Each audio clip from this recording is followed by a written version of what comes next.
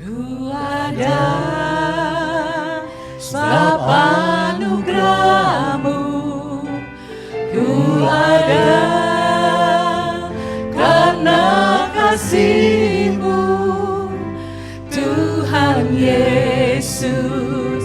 Ku berterima kasih buat kasih rahmat. Sekali lagi, ku ada karena Engkau Tuhan. Ku ada sebab anugerah-Mu, Ku ada ku karena kasih-Mu, karena kasih-Mu, Tuhan Yesus.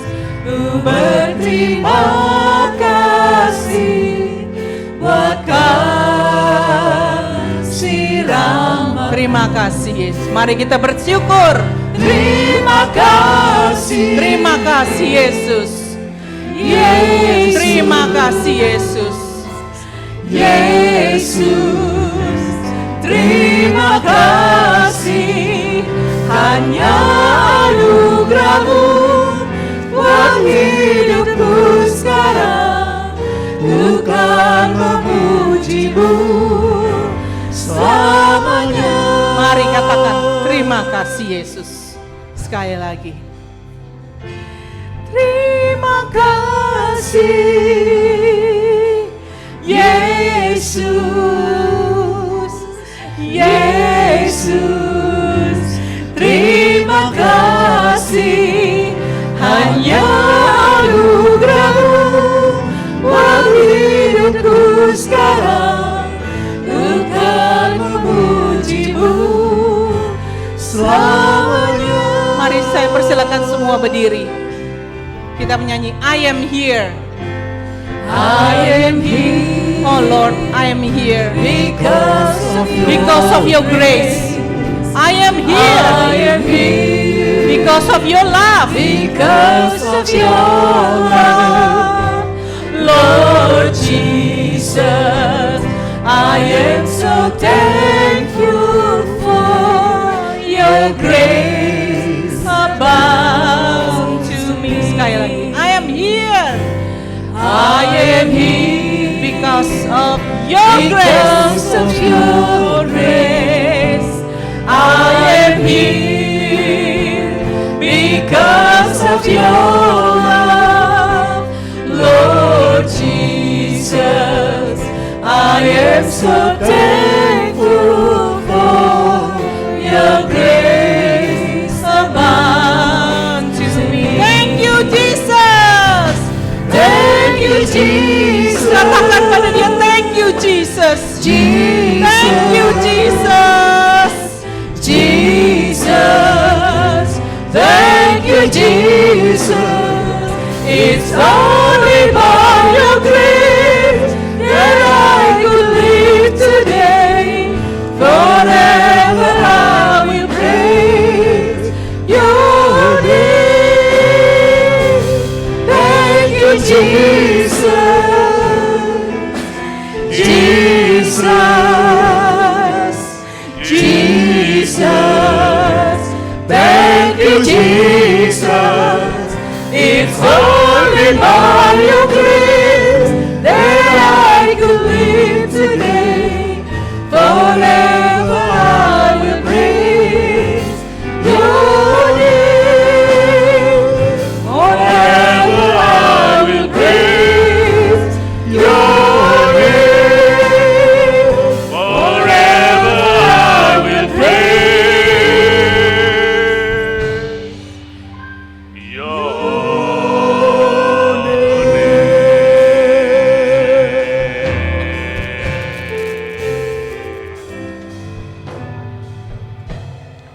Ibadah kita pada hari ini kita tabiskan dalam nama Bapa, Anak, dan Roh Kudus. Turunlah atas kita sekalian kasih karunia, sukacita, keselamatan, kekuatan dari Tuhan Yesus Kristus. Damai sejahtera kasih yang tak terhingga dari Allah Bapa. Penghiburan, pertolongan, dan pengajaran dari Roh Kudus. Our help is from God that created heaven and earth. Let the peace, the everlasting of the Father, the joy of salvation, and the strength of our Lord Jesus Christ and the comfort and the teaching of the Holy Spirit be with you all. Amin. Ayat pembimbing hari ini diambil dari Roma pasal 12. Ayat yang pertama, demikian firman Tuhan. Karena itu saudara-saudara, demi kemurahan Allah, aku menasihatkan kamu, supaya kamu mempersembahkan tubuhmu sebagai persembahan yang hidup, yang kudus dan yang berkenan kepada Allah. Itu adalah ibadahmu yang sejati. Amin. Silakan duduk saudara, kita berdoa syafaat di hadapan Tuhan. Bapa di sorga, kami mengucap syukur dan terima kasih. Hanya karena anugerah-Mu, kemurahan-Mu, kasih setia-Mu lah ya Tuhan. Kami ada hari ini sebagaimana kami ada. Kami boleh duduk di hadirat-Mu, menyembah-Mu, memuji-Mu, meninggikan nama-Mu. Semua karena kemurahan hati-Mu ya Tuhan. Ajar kami senantiasa mengucap syukur. Ajar kami tidak melupakan cinta kasih-Mu ya Tuhan. Saat ini kami ingin berdoa syafaat untuk saudara-saudara kami ya Tuhan. Lewat ibadah ini kami ingin mengangkat nama mereka di hadapan-Mu. Kami berdoa untuk saudara Anton Warau dan keluarganya yang sedang berduka karena kepulangan mama tercinta ke rumah Bapa. Ya Tuhan, curahkan penghiburan yang sempurna. Curahkan kekuatan sorgawi kepada semua keluarga yang ditinggalkan, baik yang di Amerika maupun di Indonesia. Biarlah melalui peristiwa ini, seluruh keluarga boleh lebih menghitung hari-hari mereka. Kalau di antara mereka ada yang belum mengenal Tuhan, kami berdoa dalam nama Tuhan Yesus. Biarlah Injil Tuhan boleh didengar, iman boleh diperoleh, dan mereka boleh diselamatkan. Yang sudah mengenal Tuhan, mereka lebih setia kepada Tuhan. Lebih mengasihi Tuhan. Kami juga ingin berdoa syafaat untuk Pak Harili yang tanggal 30 akan menjalani rectal surgery.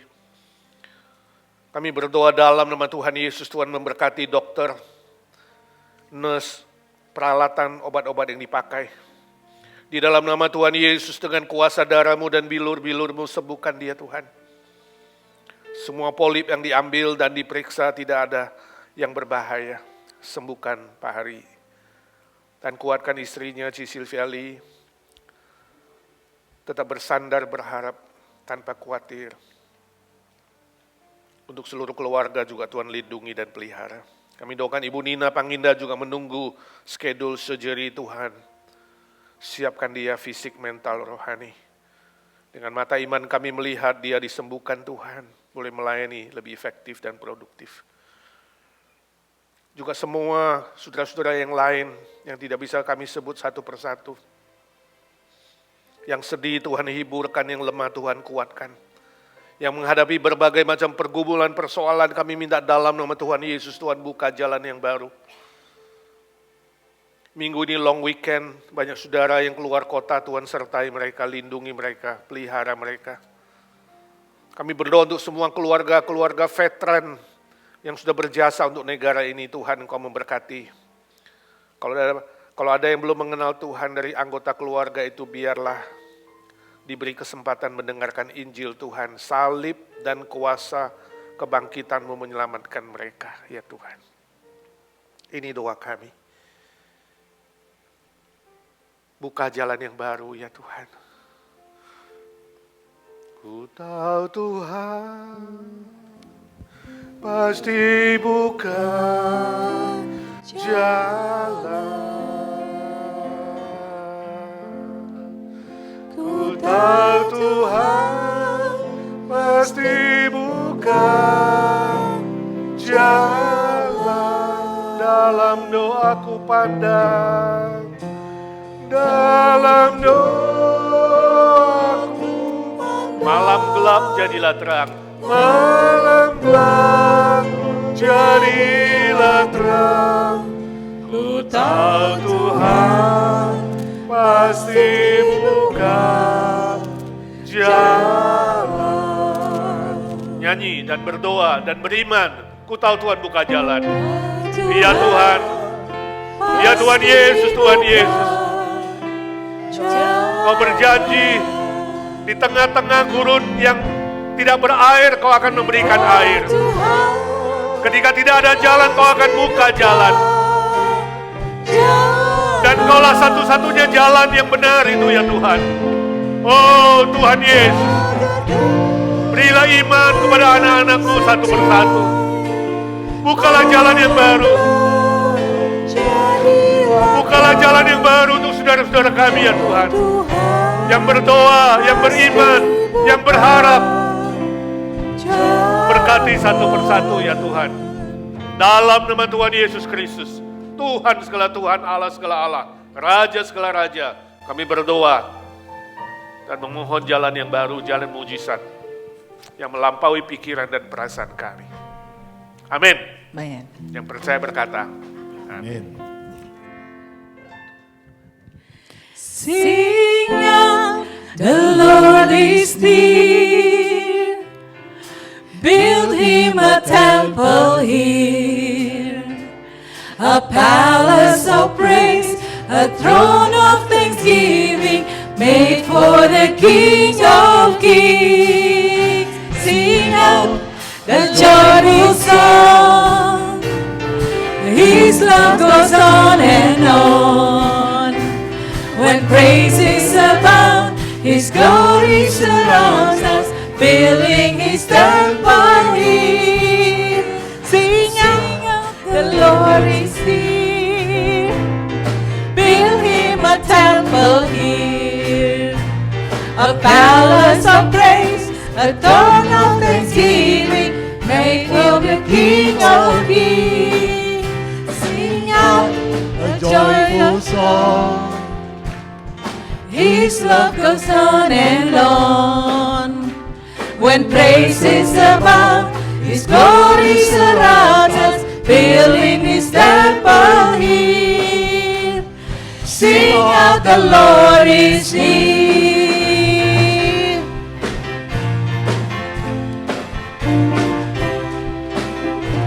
The Lord inhabits the song of His saints and live in their praises. The Lord inhabits the song of His saints and lives in their praises. Sing out, the Lord is near. Build Him a temple here, a palace of praise, a throne of thanksgiving, made for the King of Kings.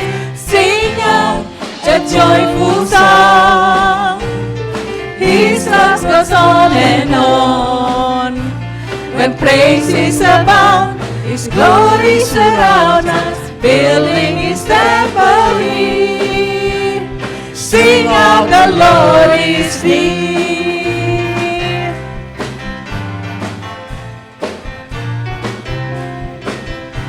We come to worship together as one, with music and singing.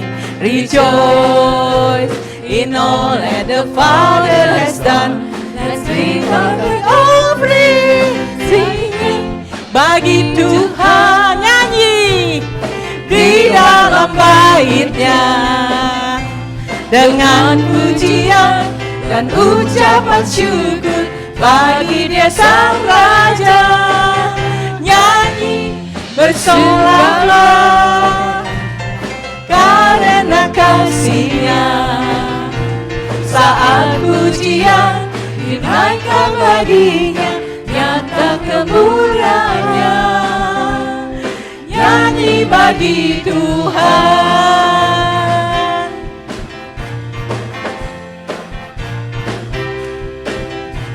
Tuhan bertata di atas pujian seluruh umat-Nya.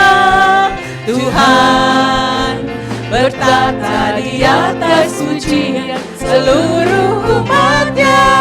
Nyanyi bagi Tuhan, nyanyi bagi Dia di dalam bait-Nya dengan pujian dan ucapan syukur bagi Dia Sang Raja. Nyanyi bersukalah karena kasih-Nya,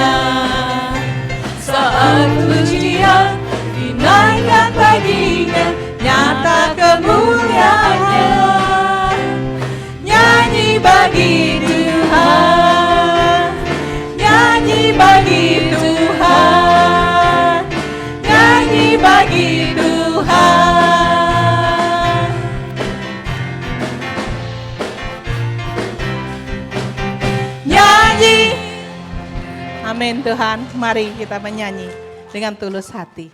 Sekarang kita akan memperdengarkan pengakuan iman rasuli. Aku percaya kepada Allah, Bapa yang Maha Kuasa, Khalik langit dan bumi, dan kepada Yesus Kristus, anaknya yang tunggal Tuhan kita, yang dikandung daripada Roh Kudus, lahir dari anak darah Maria, yang menderita sengsara di bawah pemerintahan Pontius Pilatus, disalibkan, mati dan dikuburkan, turun ke dalam kerajaan maut. Pada hari yang ketiga, bangkit pula dari antara orang mati, naik ke surga, duduk di sebelah kanan Allah Bapa yang Maha Kuasa. Dari sana ia akan datang untuk menghakimi orang yang hidup dan yang mati. Aku percaya kepada Roh Kudus, gereja yang kudus dan am, persekutuan orang kudus, pengampunan dosa, kebangkitan tubuh, dan hidup yang kekal. Untuk mempersiapkan hati kita ya, lagu ini lagu yang sudah familiar, yaitu lagu Majesty atau Mulia, Raja Mulia. Kalau Anda sudah tahu semua, jangan lihat kanan kiri, pejamkan mata Anda, fokus sama Tuhan. Mulia, mulia, Sembah Raja mulia bagi Tuhan, bagi Yesus, puji hormat dan kuasa. Mulia, mulia, agung kerajaannya, dari surga datang untuk segenap umatnya. dipuji, tinggikan Dia, Dipuji, ditinggikan namanya Yesus. beri hormat, muliakan Tuhan kita. Hormat dan muliakanlah Yesus Raja. Oh kau Raja, Raja yang mulia. Oh mulia, Sembah Dia, sembah Raja mulia. Dia telah mati, dibangkitkan jadi Raja. mari saudara-saudara kita bangkit berdiri, berikan pujian, berikan hormat, majesty, Majesty, worship, majesty. worship His Majesty. To you Jesus, all the glory, Unto Jesus, all the glory, be all praise. glory, You are majesty. and praise. Oh, praise Him, majesty. Majesty, kingdom, authority,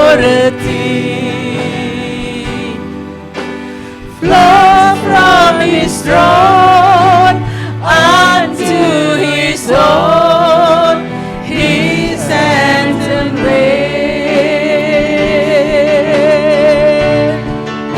So exalt, lift up on high the name of Jesus. Magnified, glorified His name. Magnified, come glorified, Christ Jesus the King.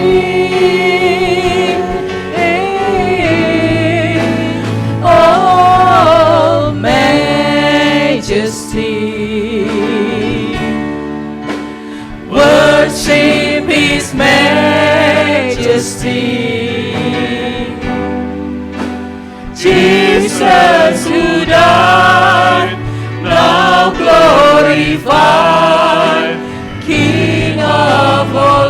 Jesus who died, now glorified. Jesus who died, now glorified, King of the King.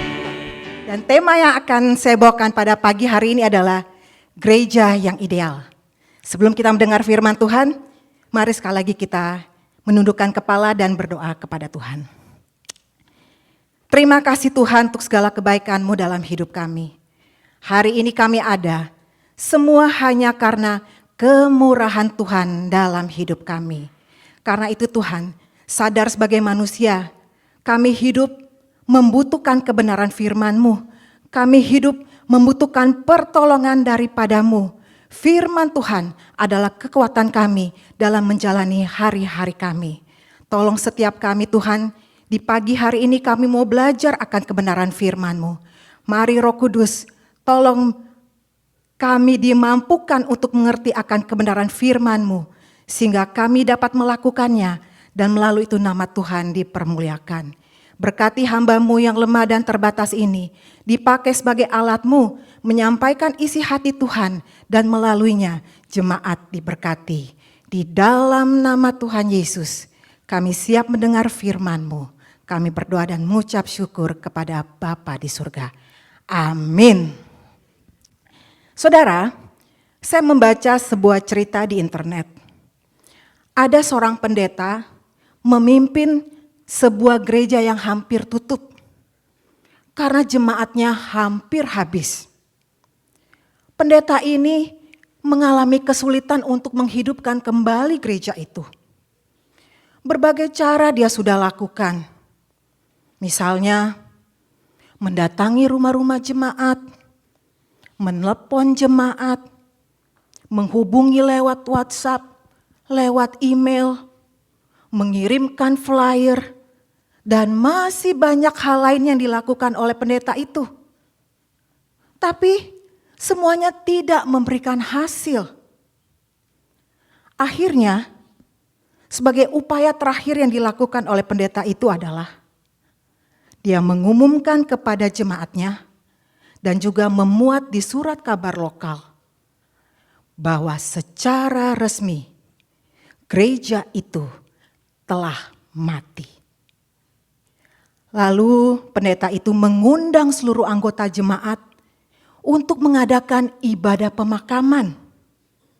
Dan pada hari ibadah pemakaman, ternyata yang datang banyak sekali. Sampai-sampai gereja penuh sesak dan tidak ada satupun bangku yang kosong. Dan di luar gereja, orang harus berjinjit untuk melihat jalannya ibadah melalui jendela. Di depan mimbar diletakkan sebuah peti mati yang di atasnya ada sebuah karangan bunga yang berbentuk salib. Kemudian pendeta itu berkhotbah menceritakan sejarah gereja itu.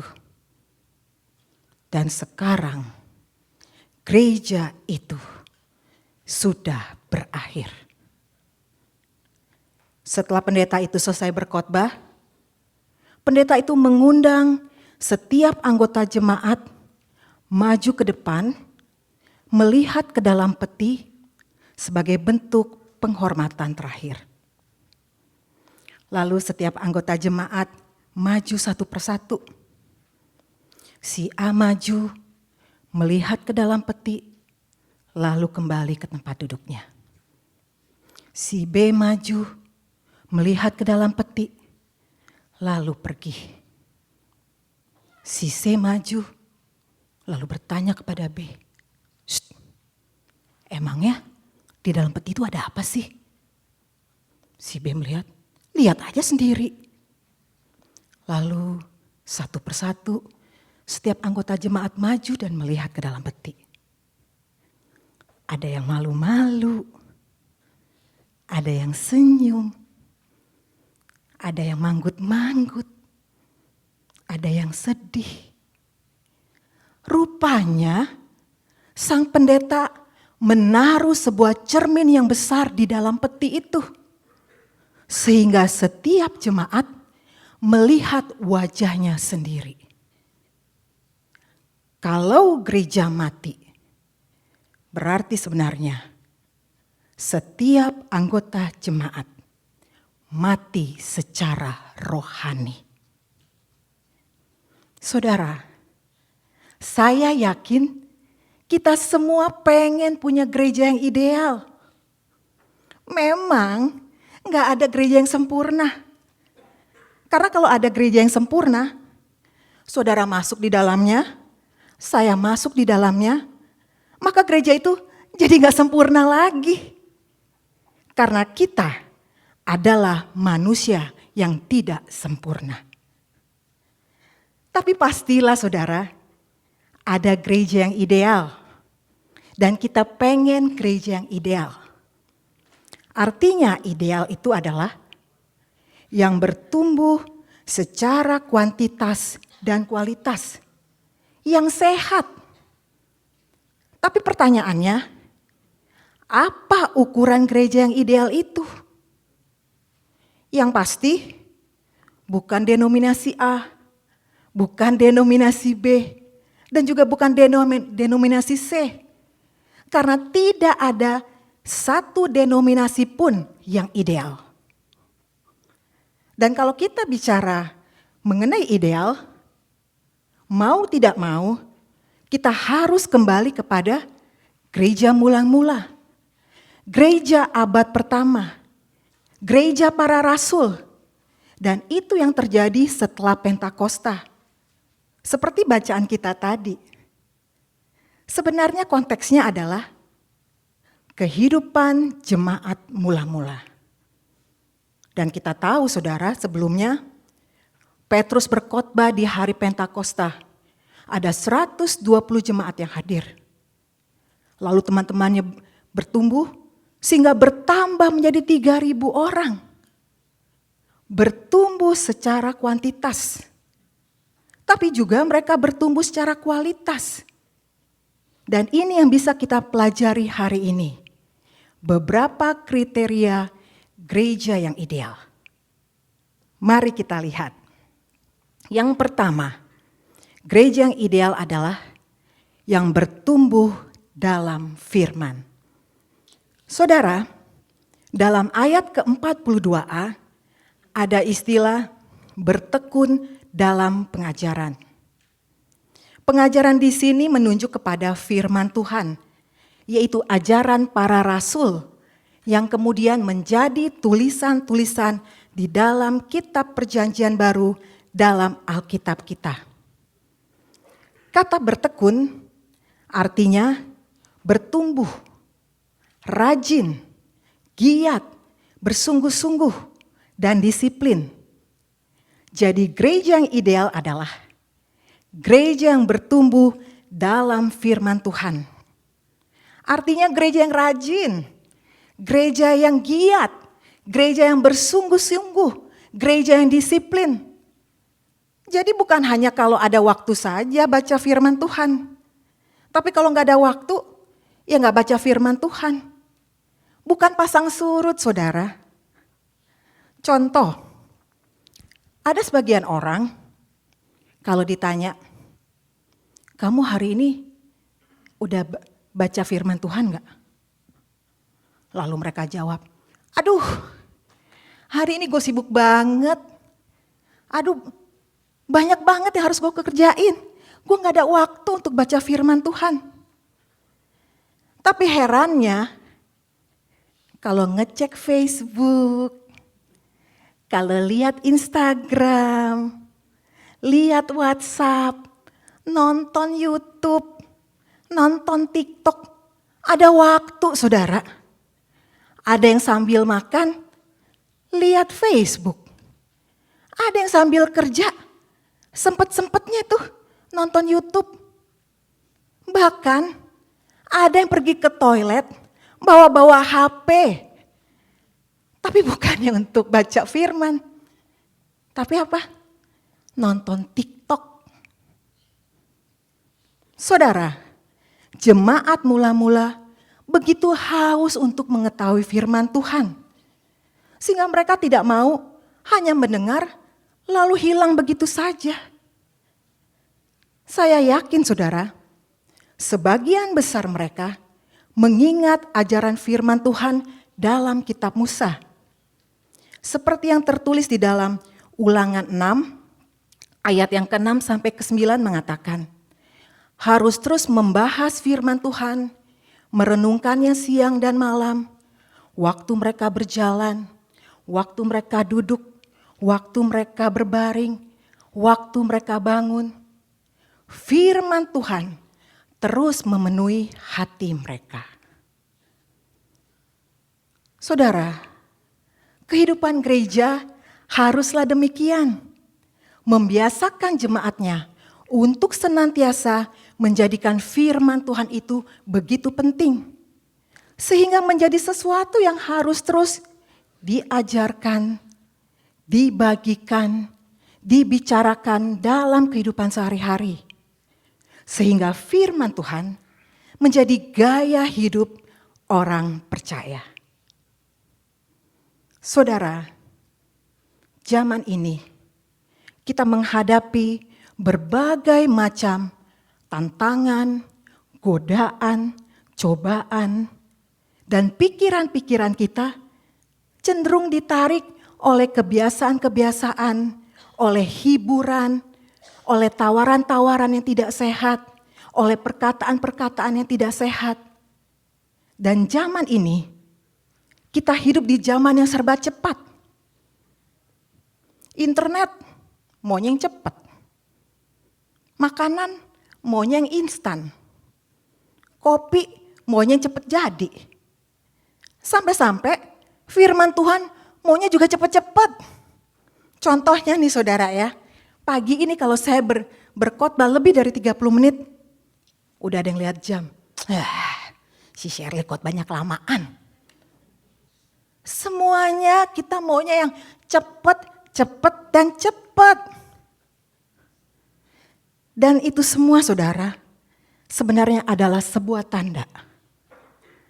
Tanda kita mulai diajak untuk menjauhi firman. Untuk mengurangi firman. Instan terhadap firman Tuhan. Dan saudara harus waspada. Di Inggris ada seorang Kristen menulis surat kepada editor sebuah surat kabar. Dia mengeluh kepada para pembaca bahwa dia merasa sia-sia pergi ke gereja setiap hari Minggu. Lalu dia menulis suratnya seperti ini. Saya sudah pergi ke gereja selama 30 tahun. Dan saya telah mendengar 3.000 khotbah. Tapi selama hidup saya tidak bisa mengingat satupun khotbah yang telah saya dengar. Karena itu saya merasa, saya sia-sia pergi ke gereja, enggak ada gunanya. Saya telah memboroskan waktu saya telah memboroskan energi saya. Demikian juga dengan para pendeta itu. Mereka sia-sia kok telah berkhotbah. Mereka telah memboroskan begitu banyak waktu, begitu banyak energi, begitu banyak pikiran untuk usaha-usaha khotbah-khotbah mereka. Dan ternyata saudara, surat itu menimbulkan perdebatan yang cukup seru. Dan oplah-koran itu bertambah. Karena banyak orang yang tertarik untuk membacanya. Ada yang setuju, ada juga yang tidak setuju. Tapi sebagian besar mereka setuju. Iya benar, emang gak ada gunanya dengerin khotbah. Ngapain dengerin khotbah? Toh nanti juga lupa lagi. Sampai akhirnya ada seorang pembaca yang menuliskan demikian. Saya sudah menikah selama 30 tahun. Dan selama pernikahan saya, istri saya telah memasak sebanyak 32.000 masakan. Tapi herannya, satu pun saya tidak bisa mengingat masakan istri saya. Tapi yang saya tahu dengan jelas, bahwa masakan-masakan itu telah memberi saya kekuatan untuk saya bekerja setiap hari. Seandainya istri saya tidak memberikan makanan itu, mungkin saya sudah game over. Dan akhirnya perdebatan ikut pun berhenti. Bagaimana dengan saudara? Apakah saudara merasakan hal yang sama? Saya yakin kalau saya tanya, apakah saudara mengingat khotbah minggu lalu? Sebagian akan berkata, lupa. Ada orang hari ini dengar, Senin dah lupa. Ya jangan Senin deh. Ntar nih kalau makan siang, nanti kalau ada yang tanya, tadi inget gak khotbahnya si Shirley? Nanti ada yang ngomong, sudah lupa. Saudara, apakah dengan tidak mengingat itu, saudara tidak makan? Saudara tidak perlu firman Tuhan? Memang, kalau saudara ingat itu bagus. Tapi kalaupun tidak, itu sudah menjadi makanan rohani. Ingat saudara, firman Tuhan adalah makanan rohani. Yesus bilang, manusia hidup bukan saja dari roti, tapi dari firman Tuhan yang hidup. Dan bukan saja firman Tuhan itu sebagai makanan rohani saudara, tapi firman Tuhan juga sebagai senjata rohani buat kita. Hari ini kita menghadapi berbagai macam tantangan, godaan, cobaan. Dengan apa kita mau melawan semua itu kalau bukan dengan firman Tuhan? Kita lawan dengan filosofi dunia, pasti kalah. Dengan pikiran kita, kepintaran kita, kita gak akan menang saudara. Tapi hanya firman Tuhan yang sanggup menghadapi semua godaan dan tantangan dunia ini. Saudara, di agensi kita ada renungan harian. Permisi tanya, saudara baca gak firman Tuhan renungan harian yang dibagikan? Atau saudara dengar gak renungan harian? Ada 3 teman kita yang setiap hari setia membaca firman Tuhan atau renungan harian. Saudara dengar gak? Saudara, kalau kita mau presentasikan, dibuat presentasi, kalau saudara menghabiskan waktu atau memberikan waktu kepada Tuhan hanya 10 menit setiap hari dari 24 jam waktu yang Tuhan berikan kepada saudara, sebenarnya saudara hanya memberikan waktu kepada Tuhan 0,69%. Sedikit sekali saudara. Dan kalau kita mau jujur, itu bukan kita berikan kepada Tuhan. Itu kita berikan kepada diri kita sendiri. Karena firman Tuhan adalah makanan rohani buat kita. Selain renungan harian, kita juga ada khotbah hari Minggu. Ada IGNC online. Ada Edivensis boleh.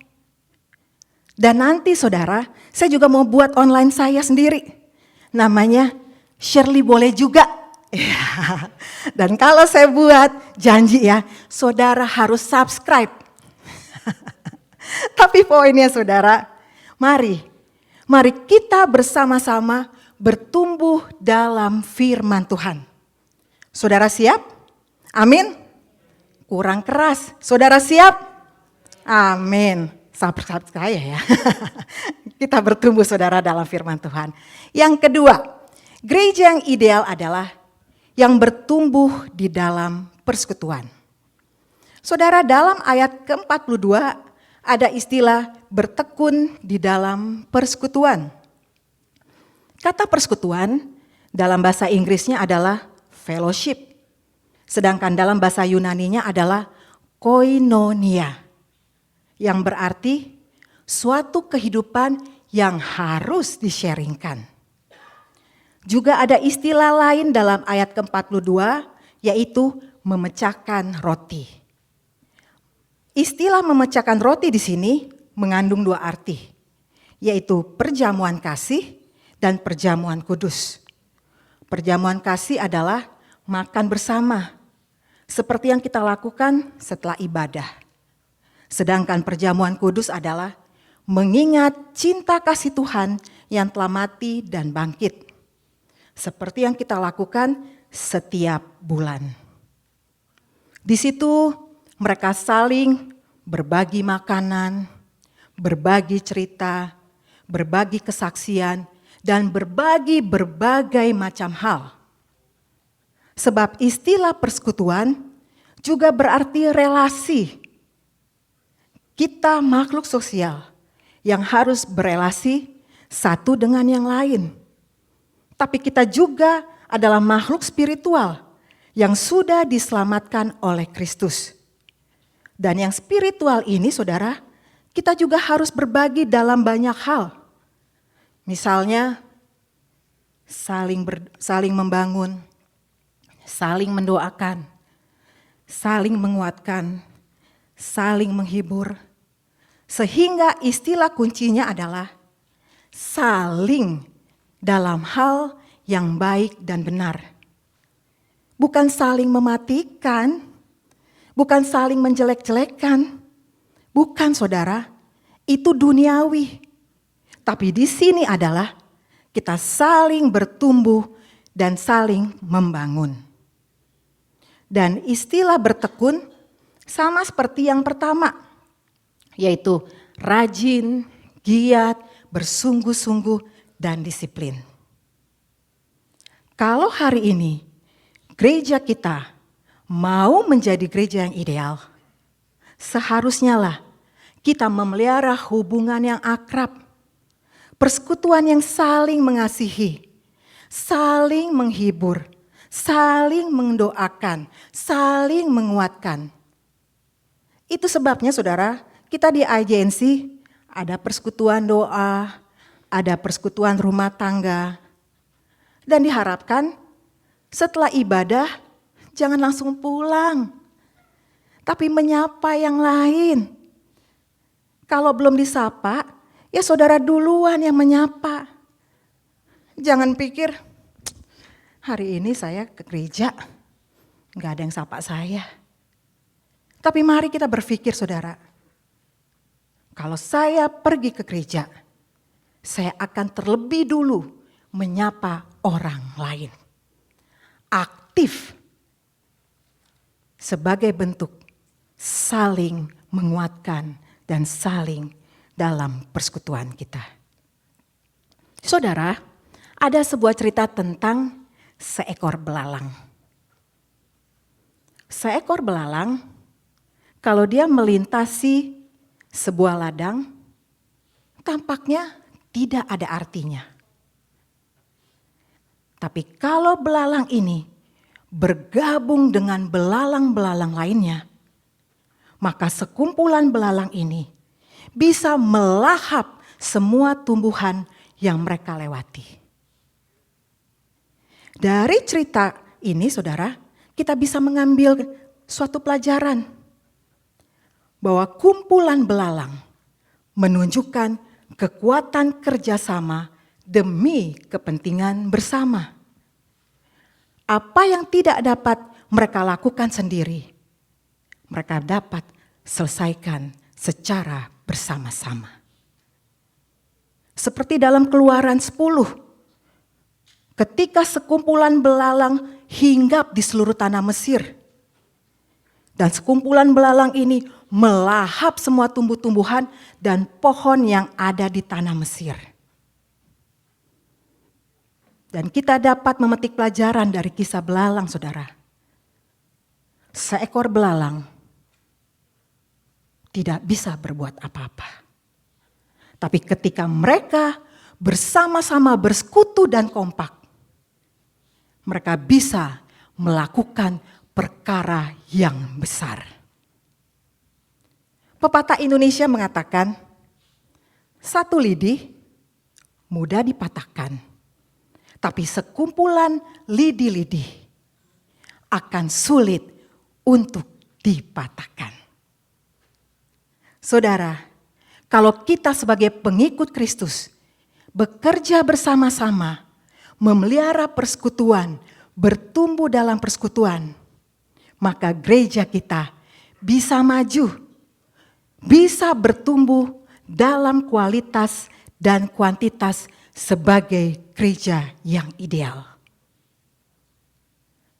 Saya bermimpi, saudara, suatu hari nanti IGNC akan disebut sebagai gereja yang ideal. Saudara punya mimpi yang sama enggak? Amin. Tapi jangan mimpi aja, saudara. Mari kita kerjakan bersama-sama. Kita bertumbuh di dalam persekutuan. Amin. Sudah berapa lama saudara di IGNC? Berapa orang yang saudara kenal? Saudara kenal enggak orang-orang baru? Tapi bukan diinterogasi, saudara. Tapi ngobrol, tanya kepada orang-orang itu. Apakah ada yang mau saya doakan? Jangan ditanya macam-macam. Jangan ditanya, udah married gak? Statusnya apa? Gajinya berapa sih? Jangan, saudara. Tapi mari kita bertanya terhadap hal-hal yang positif. Itu yang terpenting. Dan juga saudara harus datang ke PRT. Nanti nih Jumat depan ada 2 PRT. Di barat dan di selatan. Ayo saudara, mari kita bertumbuh di dalam persekutuan. Dan kita harapkan akan dibuka lagi PRT-PRT di lokasi lain. Seperti di utara, atau juga seperti di timur. Dan juga di lokasi-lokasi lainnya. Saudara mau datang? Saya mendengar hanya 1-2 orang. Saudara mau datang enggak? Enggak berani janji, doa saudara. Saudara, mari kita bertumbuh di dalam persekutuan. Yang ketiga, gereja yang ideal adalah gereja yang bertumbuh di dalam doa. Saudara, dalam ayat ke-42b ada istilah mereka bertekun di dalam doa. Sekali lagi, istilah bertekun adalah rajin, giat, bersungguh-sungguh, disiplin. Saya tambahkan lagi, aktif, dan bayar harga. Istilah berdoa saya yakin saudara sudah tahu. Sebenarnya kata kuncinya adalah komunikasi kepada Tuhan di dalam Yesus Kristus. Dan di dalam komunikasi ini kita dapat menyampaikan perasaan kita, pikiran kita, kemauan kita, cita-cita kita, harapan kita, semuanya kita bisa sampaikan kepada Tuhan. Dan juga dalam doa saudara, kita dibimbing untuk mengerti kehendak Tuhan. Sehingga kita tidak salah jalan. Maka kalau kita semua melakukan itu, gereja kita akan bertumbuh menjadi gereja yang ideal. Orang Kristen yang tidak berdoa adalah orang yang lemah, yang mudah jatuh, yang mudah tergoda, yang mudah tersinggung, yang mudah marah. Enggak bedanya dengan orang dunia. Namanya aja orang Kristen. Tapi orang Kristen yang berdoa adalah orang yang kuat, yang bertahan di dalam penderitaan maupun kesusahan. Orang yang memenangkan pertarungan rohani, iman maupun karakter. Sebab apa saudara? Sebab kita punya channelnya. Kita punya hotline kepada Bapa di surga di dalam Yesus Kristus yang menjamin kemenangan. Saudara, mari saya mengajak kita semua. Mari kita mempunyai kebiasaan berdoa yang dilakukan dengan bertekun. Dan tentu saja doa bukan hanya permintaan. Tapi juga doa adalah memuji, menyembah, bersyukur. Dan doa adalah sebagai tanda kebergantungan kita secara penuh kepada Tuhan. Saya membaca sebuah cerita. Ada seorang anak berumur 10 tahun bernama Jesse mengikuti lomba lari. Sebelum pertandingan, si Jesse kecil ini berdoa kepada Tuhan. Selesai pertandingan, ternyata si Jesse ini berhasil masuk garis finish dan keluar sebagai juara. Dan pada saat pembagian hadiah, ketua panitia bertanya, "Hai Jesse, tadi Om lihat sebelum pertandingan kamu berdoa ya? Om yakin kamu pasti minta menang ya?" Lalu si Jesse kecil ini menggeleng-gelengkan kepala.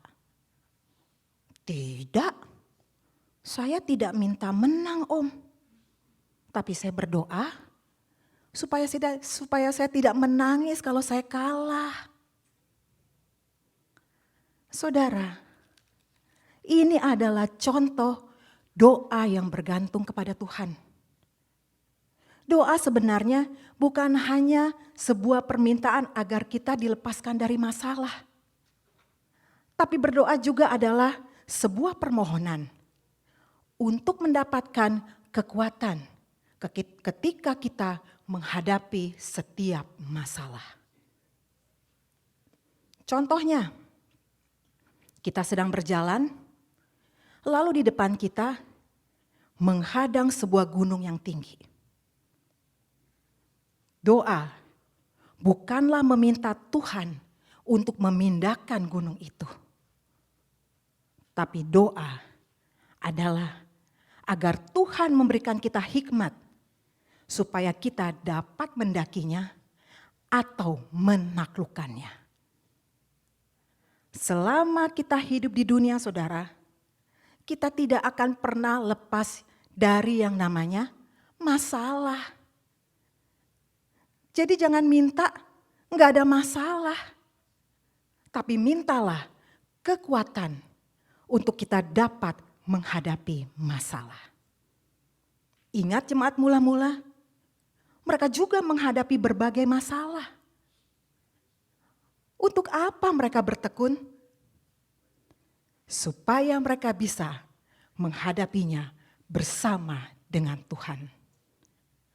Tekanan-tekanan dari Romawi, penganiayaan, bahkan juga mereka dikejar-kejar sampai mereka juga harus sembunyi dalam ibadah. Jadi bukan hanya di Cina ada gereja bawah tanah, tapi di abad pertama pun sudah mengalami itu. Dan kita bersyukur saudara, kita belum mengalami tekanan-tekanan itu. Tapi apakah dengan tidak atau belum mengalami tekanan-tekanan itu, kita tidak berdoa? Atau harus tunggu dulu adanya tekanan, baru kita berdoa? Mari saudara, bertekunlah di dalam doa. Karena dengan berdoa, kita akan diberikan kekuatan, kita akan diberikan kemenangan, kita akan mendapatkan penghiburan dan keakraban bersama dengan Tuhan. Barulah gereja akan bertumbuh. Bagaimana dengan kehidupan doa saudara selama ini? Berdoa haruslah menjadi hal terpenting dalam hidup saudara lebih dari pekerjaan apapun. Sebab semua pekerjaan yang ada di dunia ini sifatnya sementara. Tapi berdoa adalah sebuah pekerjaan yang berdampak kekekalan. Hidup tanpa doa ibarat rumah tanpa tiang. Dapatkah sebuah rumah berdiri tegak bila tidak didukung oleh tiang-tiang? Dan kalau kita mau ilustrasikan hidup kita seperti sebuah rumah, maka fondasinya adalah Kristus, yaitu firman. Bertumbuh dalam firman. Firman Tuhan menjadi fondasi dalam hidup kita. Dan doa adalah tiang-tiang penyangga atau tiang-tiang yang menopang rumah tersebut. Sedangkan persekutuan adalah semua yang ada dalam rumah itu. Jendela, pintu, atap, yang saling melengkapi satu dengan yang lainnya. Saling mendukung, saling menguatkan, saling menghibur, saling mendoakan. Sehingga kita menjadi rumah atau menjadi rumah rohani. Sebab gereja bukanlah bangunan, tapi gereja adalah kita-kita ini.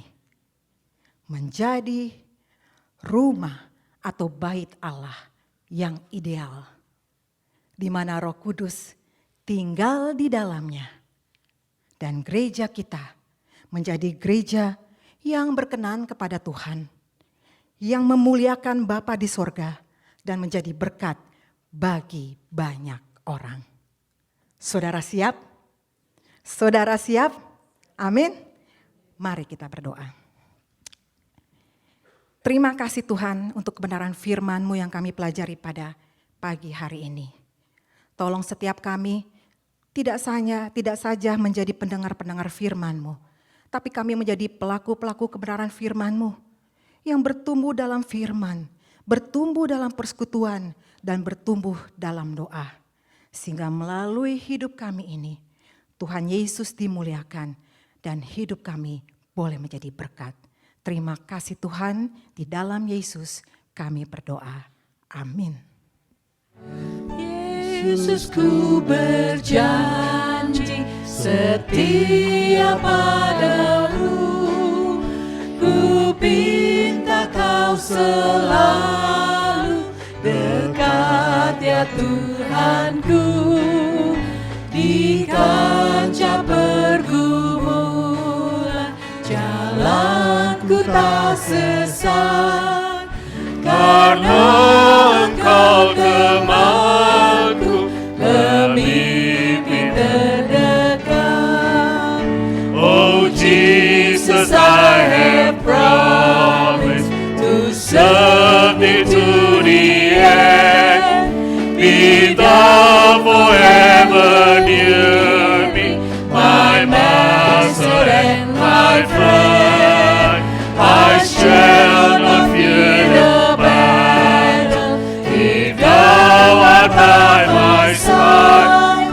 No wonder from the heaven, if Thou will be my guide.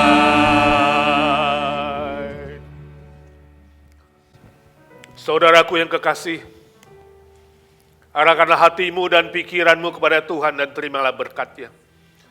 Tuhan memberkati engkau dan melindungi engkau.